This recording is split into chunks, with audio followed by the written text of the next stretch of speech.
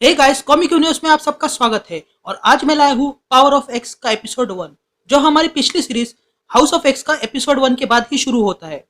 तो guys, video पूरी देख लेना और पसंद आए तो इसे लाइक जरूर करना और चैनल को सब्सक्राइब भी कर देना। तो बिना सारे टाइम वेस्ट किए लेट्स बिगिन।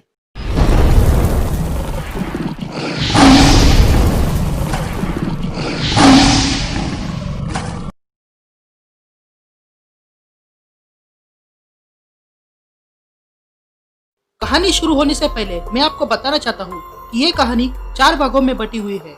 एक है ईयर 1 द ड्रीम, दूसरा है ईयर 10 द वर्ल्ड, तीसरा है ईयर 100 द वॉर और चौथा है ईयर 1000 एसेंशन। कहानी इन्हीं चारों टाइमलाइंस में चलती है, तो ध्यान से देखिएगा। हमारी कहानी शुरू होती है ईयर 1 द ड्रीम से, जहाँ पर एक मेला लगा हुआ था। चारों ओर लोग घूम रहे थे और मजे कर रहे थे। तभी हमें प्रोफेसर एक्स दिखाई देता है, जो बेंच पर आके बैठता है और आराम कर रहा था। तभी वहाँ पर एक लड़की आती है जिसका नाम है मोइरा किनरोस।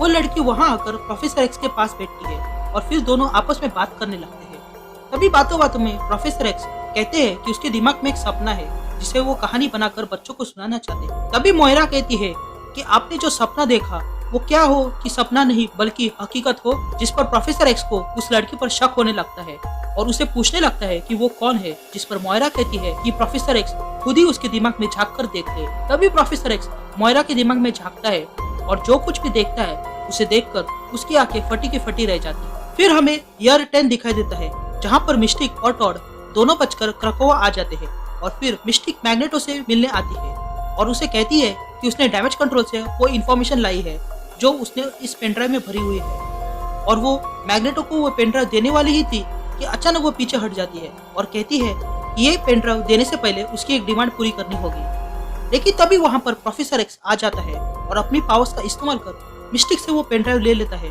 और सिस्टम में लगाता है और कहता है कि मैं एक बेहतर दुनिया बनाना चाहता हूँ। फिर हमें ईयर 1000 दिखाई देता है, जहाँ पर म्यूटेंट्स और मैन मशीन के बीच बहुत वक्त से लड़ाई जारी थी। यहाँ हमें दिखाई देता है कि इसी दौरान इंसान मशीनों पर इतने निर्भर हो चुके थे कि इंसान मशीन के साथ जुड़ चुके थे और एक नई नस्ल बन चुकी थी। तभी वहाँ पर हम 4 एक्समैन को देखते हैं जो मिस्टर सिनिस्टर के म्यूटेंट ब्रीडिंग प्रोग्राम से थे, जिनमें से एक का नाम था रास्पुटिन 4, एक कार्डिनल है जिसका कोई नाम नहीं, एक पर्सिवल और एक साइलोबेल। ये चारों यहाँ कुछ हासिल करने आए थे नेक्सस से, लेकिन उनका ह्यूमन से पंगा हो गया और उसमें से पर्सिवल मारा जाता है और इसी बीच साइलोबेल पकड़ी जाती है और उसे बचाने के लिए रास्पुटिन आती है। लेकिन हालात और भी बिगड़ चुके थे और इसलिए साइलोबेल रास्पुटिन को वहाँ से भागने के लिए कहती है। साइलोबेल की बात मानकर रास्पुटिन वहाँ से चली जाती है। फिर सीन शिफ्ट होती है और हमें मिस्टर सिनिस्टर के म्यूटेंट ब्रीडिंग प्रोग्राम के बारे में पता चलता है। ये प्रोग्राम 4 जनरेशन पे था। पहला जनरेशन में सिर्फ म्यूटेंट्स एक जीन्स वाले थे। दूसरे जनरेशन का नाम था किमेरा, जिस प्रोसेस में 2 म्यूटेंट्स को मिलाकर एक म्यूटेंट बनाया जाता था जिसके पास दोनों म्यूटेंट्स की ताकत हो। तीसरे जनरेशन में एक साथ 5 म्यूटेंट्स को मिलाकर एक बनाया जाता था, लेकिन इस जनरेशन में 10% फेलियर था और 4th जनरेशन में पूरा का पूरा फेलियर था। हालांकि इन सारे जनरेशन के बाद मैन मशीन सुप्रीमेसी ने मिस्टर सिनिस्टर को खत्म कर डाला। फिर हमें टावर ऑफ निम्रॉड दिखाई देता है, जहाँ पर साइलोबेल को लाया जाता है। साइलोबेल को वहाँ देखकर निम्रॉड सुप्रीमेसी से कहता है, ये रहा तुम्हारा तोहफा। तभी निम्रॉड देखता है कि साइलोबेल दरअसल में ब्लैक ब्रेन प्रोजेक्ट की थी, इसलिए निम्रॉड उसे एक और मौका देता है म्यूटेंट्स के बारे में बताने के लिए, लेकिन साइलोबेल मना करती है। तभी निम्रॉड साइलोबेल को एक कॉफिन साइज ट्यूब में बंद कर देता है, जिसमें धीरे धीरे उसकी बॉडी गल जाएगी और उसके दिमाग में जो भी छुपे हुए राज है वो एक डेटा के रूप में जमा होंगे, ताकि उसका इस्तेमाल कर वो एक्समैन के खिलाफ लड़ाई जीत सकते हैं।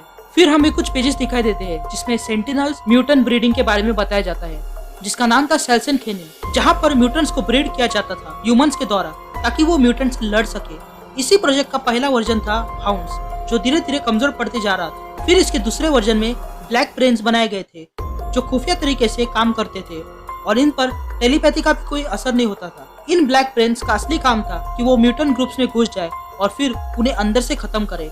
लेकिन ये वर्जन भी एक फेलियर रहा, क्योंकि जो ब्लैक ब्रेन्स बनाए गए थे वो बाद में जाके म्यूटेंट से ही मिल गए और ह्यूमन के साथ ही लड़ने लगे और इसी के साथ सेल्सन खेनिन को 10 साल पहले ही नष्ट कर दिया। फिर हमें क्रकोवा दिखाया जाता है, जहाँ पर रास्पुटिन और बीरा नाम का कार्डिनल आप पहुँचते हैं।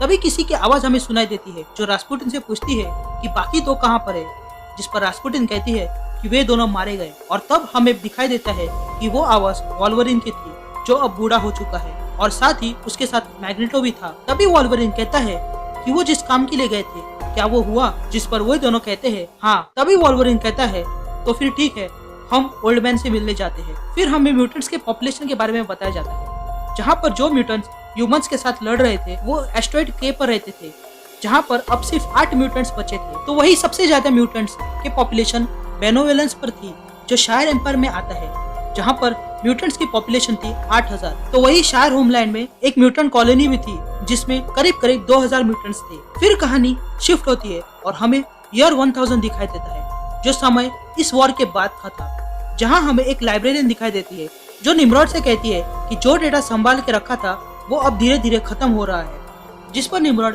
कहता है कि ये सब कुछ हमें सिर्फ याद रखने के लिए था और इससे हमें सीखना चाहिए कि हमने क्या गलती की है और हम इससे कैसे उबर आ सकते हैं। और तभी हमें एक जगह दिखाई देती है जहाँ पर एक बड़ा उजाला होता है और उसके बाद हमें एक औरत और एक आदमी दिखाई देते हैं जो ठीक एडम यू की तरह ही थे। Thanks a lot for watching the video.